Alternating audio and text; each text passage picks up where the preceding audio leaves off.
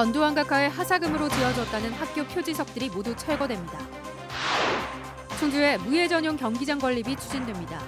300억 원이 넘는 예산 확보가 관건입니다. 충북과학고에 이어 양업고에서도 축사 갈등이 벌어지고 있습니다. 학부모들은 과학고 사례를 들며 축사 취소를 요구하고 나섰습니다. 청주에서 100리터 쓰레기 봉투가 없어집니다. 환경관리원들의 고충이 크고 자주 터진다는 청주시의 판단입니다. 여러분 안녕하십니까? 계속해서 충북 지역 뉴스입니다. 각하의 하사금으로 지어졌다라고 쓰여있는 아직 충북도내 학교에 남아있는 전두환 씨의 치정용 표지석이 모두 철거됩니다. 오늘이 60 민주항쟁 33주년인데요. 5.18 민주화운동 40주년인 올해 역사 바로 세우기 운동 차원에서 진행됐습니다. 신미희 기자의 보도입니다. 충북의 한 여자중학교, 1987년 준공돼 지금까지 학생들이 사용하는 건물입니다. 가정 시간에 생활 예절 교육 같은 것을 하면서 1박 2일 동안 묻기도 하고 그런 예절 교육을 중심으로 했었던 건물이에요. 건물 출입구 왼쪽 아래에 설치된 준공 표지석. 전두환 대통령 각하의 하사금으로 건립됐다고 새겨져 있습니다. 1983년 준공된 또 다른 초등학교의 부속 건물. 지난해까지 숙소로 사용하던 곳입니다. 교직원 사택으로 이용 중이었는데요. 현재 교육지원청으로 매각 신청을 하기 위해서 현재는 폐쇄 중이고 있습니다. 건물 정면 잘 보이는 벽에 새겨진 준공 표지석. 이 건물은 전두환 대통령 각하의 하사금으로 건립한 것입니다. 마치 대통령이 사비를 털어 지어준 것처럼 똑같은 글귀가 새겨져 있습니다. 충청북도 교육청이 학교 시설 전체를 조사했더니 이런 개인 치정용 표지석이 7개 학교에서 나왔습니다. 모두 전두환 재임 시절 준공된 관사와 별관들입니다. 개인의 어떤 비용이 아니고 결국은 국민의 세금이거든요. 그리고 이제 요즘 같은 경우 우리가 이제 교육부에서 특별 교부금이라든가 이제 이런 걸 받아서 짓잖아요. 그러니까 그런 형태라고 보시면 되는데 충청북도 교육청은 이 표지석들을 모두 떼어낸 뒤 역사가 어떻게 왜곡될 수 있는지 그 과정을 보여주는 교육 자료로 활용할 계획입니다. 학교에 남아있는 전두환 씨의 왜곡된 행적을 바로잡는 데 30년 넘게 걸렸습니다. MBC 뉴스 신미입니다. 야구나 축구처럼 국제 규격에 맞춘 무예 전용 경기장이 충주에 추진됩니다.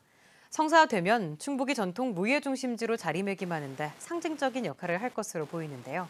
그런데 역시 관건은 300억 원이 넘는 예산 확보입니다. 정재영 기자입니다.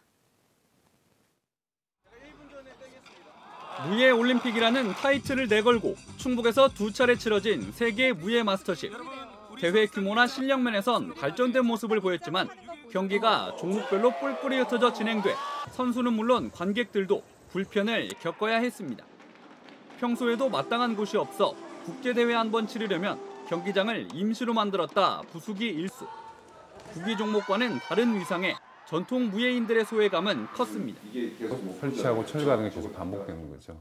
전용 경기장이 있음으로써 그 안에서 모든 경기가 좀 수월하게 할 수가 있고 또 관람객이라든가 또 선수들도 또 더 좋은 조건에서 좋은 환경에서 이런 경기를 할 수 있는. 택견의 고장 충주에 우리나라 최초의 무예 전용 경기장 조성이 추진됩니다. 충주시가 소유한 세계 무술공원 내부 옛 캠핑장 자리였던 4만 제곱미터의 땅에 지상 2층, 지하 1층 규모. 내부엔 종목 특성에 맞춰 설계한 6개의 전용 경기장과 국제 규격에 맞춘 3,000석 규모의 관람석, 훈련장과 수련관이 들어섭니다. 예정지와 불과 300m 떨어진 세계 무술 박물관과 그리고 바로 맞닿은 유네스코 국제무예센터와 연계해 이곳을 하나의 무예 단지로 만든다는 게 충청북도의 구상입니다.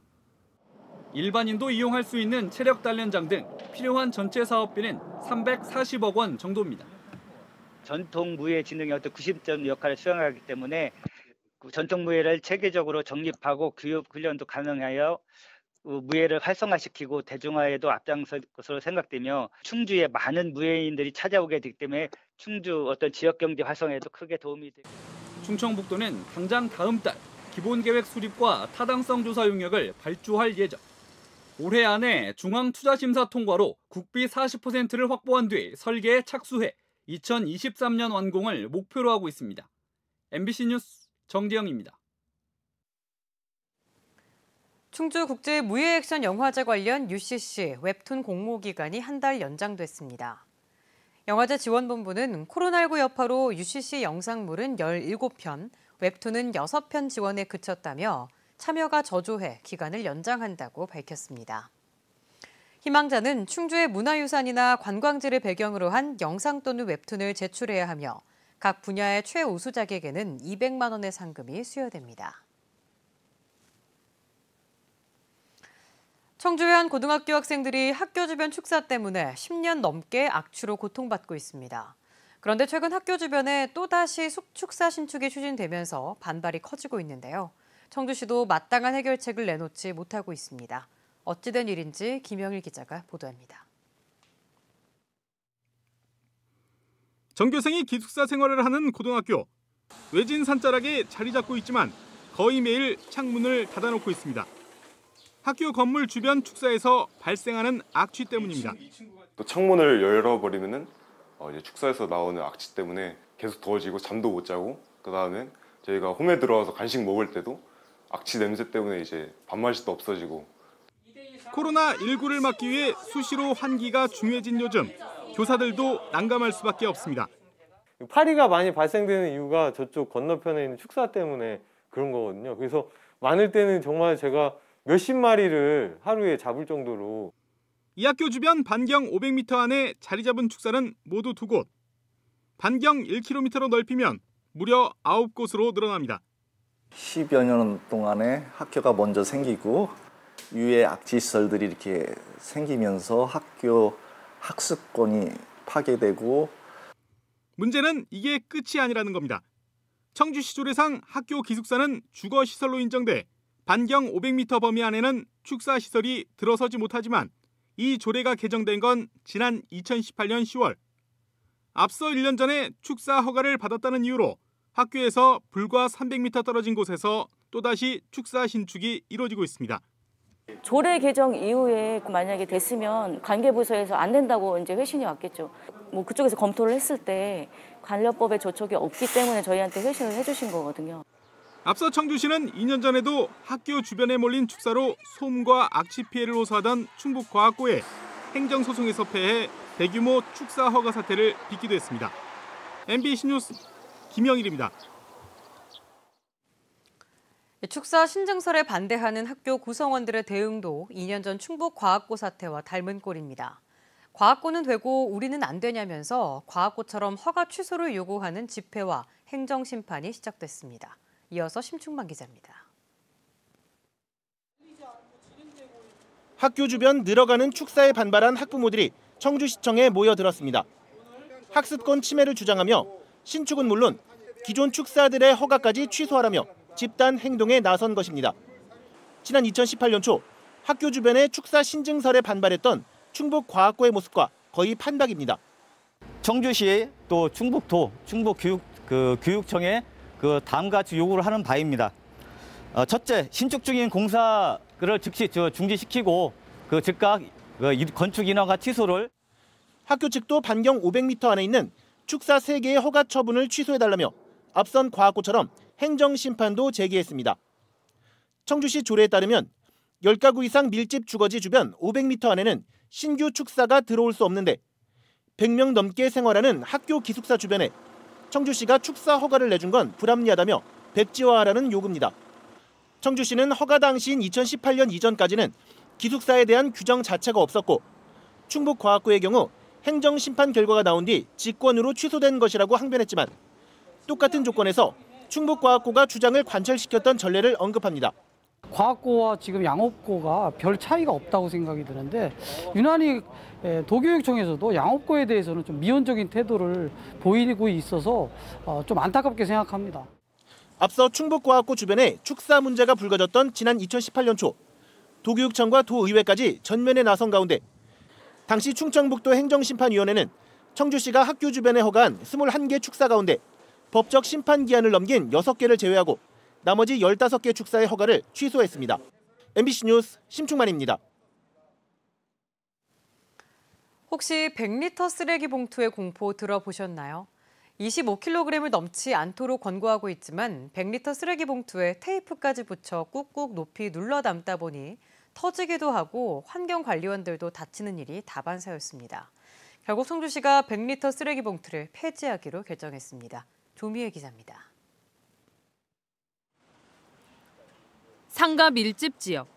100리터 종량제 봉투 점선을 훌쩍 넘겨 쓰레기를 탑처럼 쌓아 올리고 야무지게 테이프로 꽁꽁 붙여놓은 봉투들이 가득합니다. 장정희 환경관리원들도 한 번에 옮기기가 어렵습니다. 끌어도 보고 있는 힘껏 반동을 이용해 던져서 차에 싣습니다. 중간중간 잠깐씩 어깨도 돌려보지만 몸이 덜 깬 새벽 5시부터 힘을 쓰려니 무리가 되는 건 어쩔 수 없습니다. 무겁다 보니까 어떻게 요령 있게 들어도 관절 쪽에 무리가 많이 가서 아무래도 관절이 잘 다치죠, 저희는. 100리터 봉투는 25kg까지만 담도록 권고하고 있지만 잘 지켜지지 않고 있는 상황. 너무 꾹꾹 눌러 담아 봉투가 터져도 뒷수습 역시 환경관리원 몫입니다. 많이 담다 보면 눌러 담다 보면은 봉투도 약해질 뿐더러 던질 때 많이 터지는 경우도 많이 생기고요. 그러다 보면은 저희가 차를 세우고 뒤에서 다시 정리를 하고 가야 되는 경우도 많이 생기고요. 원래 담아야 할 권고량보다 50%나 초과해서 꾹꾹 눌러 담은 쓰레기 봉투입니다. 성인 둘이 같이 들어도 허리가 아플 정도로 무겁습니다. 그런데 이런 쓰레기 봉투를 환경관리원 한 팀마다 하루에 14톤이나 운반해야 합니다. 실제 지난해까지 환경부가 파악한 환경미화원의 안전사고 재해 현황에 따르면 재해자 1,822명 중 15%가 쓰레기를 차량으로 올리는 중 어깨나 허리 부상을 입은 것으로 조사됐습니다. 이러한 안전사고를 막기 위해 청주시도 전국적 추세에 따라 100리터 봉투 제작을 중단했습니다. 제작 중단을 했기 때문에 기존 재고 있는 것까지만 판매를 하고 그 판매에서 소진 시에는 이제 판매가 중지되는 거고요. 75리터는 지금 제작 중에 있어서 7월 1일부터 판매할 예정입니다. 청주시는 75리터 봉투 무게를 19kg으로 제한해 이를 초과하면 환경관리원들이 거부할 수 있도록 하는 조례안을 시의회에 상정할 예정입니다. 그러나 현장에서 실효성이 있으려면 권고량을 초과하지 않도록 결국 시민들 동참이 관건입니다. MBC 뉴스 조미애입니다. 코로나19로 폐플라스틱 등의 가격이 폭락하면서 공동주택에서 수거를 놓고 업체와 청주시가 맞서 수거 중단까지 우려되고 있습니다. 청주시 공동주택 재활용품 수집 운반협의회는 업체들의 경영난이 심각하다며 공동주택 재활용품 가운데 폐플라스틱과 폐비닐의 공공수거가 이루어지지 않을 때는 9월부터 수거를 중단하겠다고 예고했습니다. 이에 대해 청주시는 대다수 공동주택에서 매입 단가 조정이 가능하다고 본다며 수거가 이루어지지 않으면 폐플라스틱과 폐비닐뿐 아니라 재활용품을 일괄 수거하겠다고 밝혔습니다. 코로나19를 악용해 서민 대출을 미끼로 한 보이스피싱이 기승을 부리고 있는데요. 이번에는 금융기관은 물론 국정원 직원까지 사칭해 돈을 가로채려다 피해자 가족의 기지로 경찰에 덜미가 잡혔습니다. 이채영 기자입니다. 주유소 앞. 한 남성이 국정원 직원이라며 돈을 받으러 온 남성과 만납니다. 수상한 낌새를 느낀 가족이 이미 경찰에 신고한 상황. 현금 1,500만 원이 든 종이 가방을 건네받은 남성은 자리를 뜹니다. 돈을 빌렸었어요. 내가 그전에 어느 날 갑자기 1,500원 3시까지 갚으라 해가지고 일하다가 조퇴를 하고 간 거예요. 여기서 회사에서. 뒤따라 쫓아간 가족은 경찰이 오기 전까지 이 남성을 계속 주시했고 도착한 경찰이 인근 편의점에 들어간 남성을 붙잡습니다. 택시는 없냐고 묻더라고요. 그래서 내가 택시를 불러주겠다. 좀만 기다려라. 그래갖고 이제 그때 형사 파출소 순경 오시기 전에 내가 이제 붙잡고 이제 있었죠. 계속. 피의자는 돈을 건네받은 지점으로부터 불과 200여 미터 떨어진 이곳 편의점 안에서 출동한 경찰에 의해 덜미를 잡혔습니다. 보이스피싱 수거책으로 체포된 이 남성은 범행을 부인했습니다. 피해자에 따르면 보이스피싱 조직원들은 처음에 저금리 서민대출을 권유해 받아들이자 또 다른 조직원이 금융거래법 위반이라며 남은 대출액을 모두 갚으라고 강요했습니다. 이후 국정원 직원을 사칭한 조직원이 돈을 받으러 나왔다 덜미를 잡힌 겁니다. 경찰은 현장에서 잡힌 남성을 사기 혐의로 입건해 추가 범죄가 있는지 조사하는 한편 총책을 쫓고 있습니다. MBC 뉴스 이채연입니다. 출장 중 부하 여직원을 성추행한 혐의로 기소된 전 청주시 공무원이 법정 구속됐습니다. 청주지방법원 형사 5단독 정현주 판사는 지난해 부산 선진지 견학을 가서 숙소에서 직원을 성추행해 준강제추행 미수죄 혐의로 기소된 전직 공무원에게 징역 10개월을 선고했습니다. 정 판사는 추행 정도가 심각하고 피해자가 큰 충격과 수치심을 느꼈을 것으로 보인다며 양형 이유를 밝혔습니다. 충북의 코로나19 환자 3명이 완치 판정을 받고 퇴원했습니다. 충청북도는 청주의 한 기업에서 근무하다 재입국한 파키스탄 국적 32살 A씨와 서울 이태원 클럽 확진 판정 군인과 접촉해 괴산 육군학생 군사학교에 격리됐다 확진된 군인 2명 등 모두 3명이 퇴원했다고 밝혔습니다. 이들의 퇴원으로 도내에서 치료 중인 확진자는 9명으로 줄었습니다. 음성에서도 과수화상병 확산 우려가 커지고 있습니다.